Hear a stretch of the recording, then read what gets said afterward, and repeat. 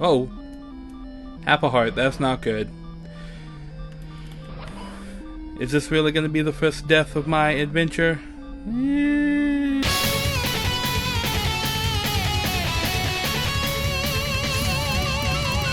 Hello and welcome to episode 7 of my Legend of Zelda walkthrough. We're getting pretty close to the end of this thing here. Left off last time just after getting the Triforce out of dungeon 7? Yeah, now we're heading over to dungeon 8. It's not that hard to find dungeon 8 over under a bush. Need my red candle, my new red candle. Difference between the red candle and the blue candle is the blue candle could only do that once per screen. The red candle can do it a bunch of times. Fire, it still burns you. Yep. Come back here, fairy. Anyway, a lot of stuff has been happening in the past little while. If any of you guys are actually subscribed to my channel and watching this in real time and not like from the future, cause that's the thing. You probably noticed there's been a couple of delays with me actually finishing the upload of this LP project. That's because my sister had a baby this past weekend, and I am a brand new uncle. Fantastic. So yeah, anyway, a lot of new stuff, getting acclimated, new baby situation and all that, it's cool. Anywho, enough real life stuff. Back to the Legend of Zelda. I don't know why I'm killing those Octoroks, but that was a good shot though, right? Just like snipe that guy from all the way. Never mind. Talking about how I sniped one guy from like 2 screens away. It's fantastic. And then I walk face first into a moblin, and I go the wrong way. Yeah, this bush area right here, I guess that would be a forest, because those would be trees. Really? I got hit by that area? This place has always confused me. Anyway, we're here. Enough confusion. We are here inside of dungeon 8. It's right under this bush. Another little secret for getting around. If you walk all the way up near this row of bushes, you can actually walk over these things. You don't have to go into the dungeon to walk past it. Yep. Alright. First thing we're going to do is walk over here. And there's a manhandler in this room, which you have to kill to proceed. But as I've proven before, they're not all that difficult to kill if you can catch them in an explosion. They are kind of hard to catch though, as you can never tell exactly what direction they're going to be moving in next. But I didn't do too terribly blad. Yeah. I'm just making up words now. Go away, go away. No! Dark nuts and bubbles. Not a cool mix. Pretty much bubbles and anything that can kill me really quickly is not a good mix. I'm glad that they never got it in their head to mix dark nuts with wizards though, because that would be nightmarish. That would be just horrible.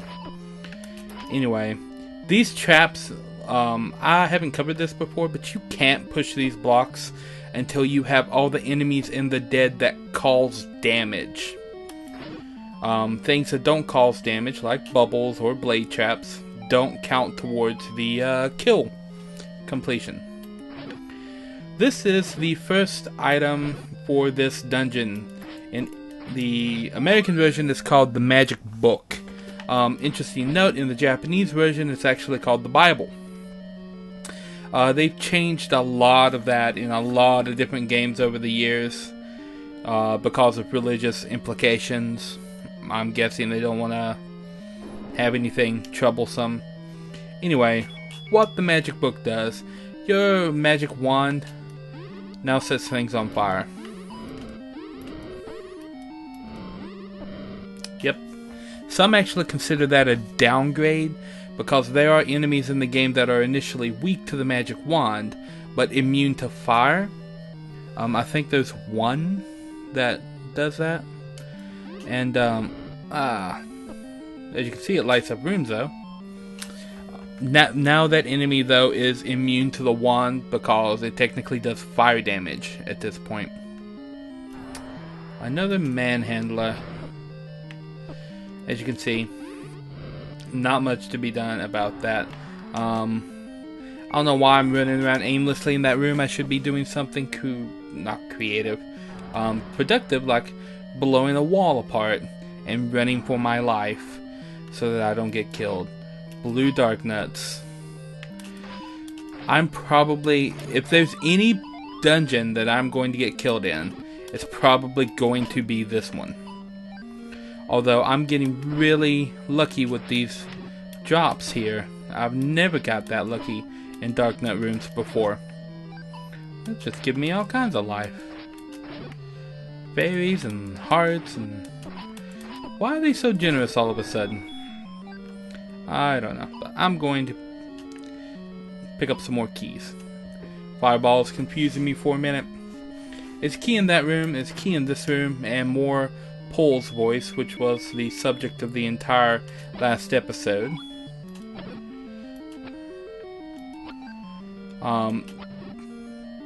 The Gyptos are the only things in... Oh, that's not good, that's not good. Yeah.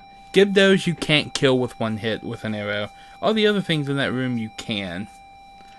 I think it would have been interesting to see the Pole's voice.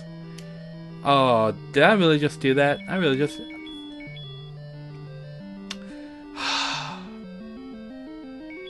My blue potion is gone. Yeah, that's gonna be a problem later. Anyway, key in that room. Key in this room, but it makes me sad. Orange dark nuts aren't too terribly dangerous at this point, because we can kill them fairly quickly. Only takes one hit. That Pole's voice is a little bit dangerous. I should probably light up this room now to show you what it looks like. This is one of these cricket block rooms. And I can usually navigate these rooms, but there's a couple of room designs that give me some trouble. We're going to be unlocking that door and going in there because the compass is in this room. And it's surrounded by a bunch of Pole's voice, which I'm going to kill because they're kind of clumped. Pole's voice are really easy to kill and provide a lot of prizes normally for killing them. They're really good enemies to farm, but they don't appear often enough to allow you to farm them. I think I mentioned that in the last episode. Another horrible room with horrible bubbles and various other killy things. It should be interesting to note that the Gyptos are technically tougher than these dark nuts, but I still consider the dark nuts to be far more dangerous. Because normally you can keep the Gyptos away from you. As for why I was actually killing all of the enemies in that room, I don't know. I just felt they had to die. The enemies in this room, although we're not going through that door immediately, we are going to be going back through it in a moment. And I think it's usually just better to kill off most of the enemies in a room if you're going to be coming back later, especially if they're tough enemies. Like these dark nuts are tough enemies. So I'm going up because the map is up here and the magical key is up here. I don't need to worry about that manhandler at the moment. I do need to worry about this blue Goma, I think. Yeah, because that room is... Alright, if you stand right here in the doorway, she can't hurt you. All the little fireballs there just kind of stop before they actually get to you there. I'm probably going to die. Like horribly. I hit him once. Okay. Oh no! Okay, I can do this. I can do this. Drop like a fairy or something, Goma. Oh, well, this is turning out wonderful. Oh. Half a heart, that's not good. Is this really going to be the first death of my adventure? You know what? That's a secret that you can do on controller 2. On controller 2, press up and A, and you'll access a little start menu there. And what I'm going to do is go and buy a potion from a shop that is right up here. The potion shop for that dungeon is located right here under a bush. Go away, moblins! Would help if I stabbed in the correct direction, I believe. But yeah, potion shop, because I wasted my other potion, so I'm going to need a new one. Got that covered. And I'm going to need some hearts. But there's a fairy somewhat nearby, so I'm going to go do that. I got about halfway through that dungeon. And I think if you do that, skip right there, but you don't actually reset the system, that it remembers which rooms you partially cleared. Not entirely sure about that. I'll probably have to fight my way back up through a lot of that. But there's several areas in the dungeon that I'm not going to have to go through. Like when I got all the keys and the compass and the magic book. So I'll be able to consolidate the amount of damage that I'm taking this time around a little bit better. And that Octorok was my friend.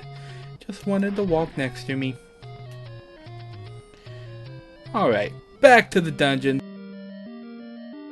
We pretty much got a straight shot straight up. Whoa, manhandler. I don't think there's... Never mind, there's this room. End epic slowdown. Whoa. Come on, Darknut. No, stop stabbing me in the face.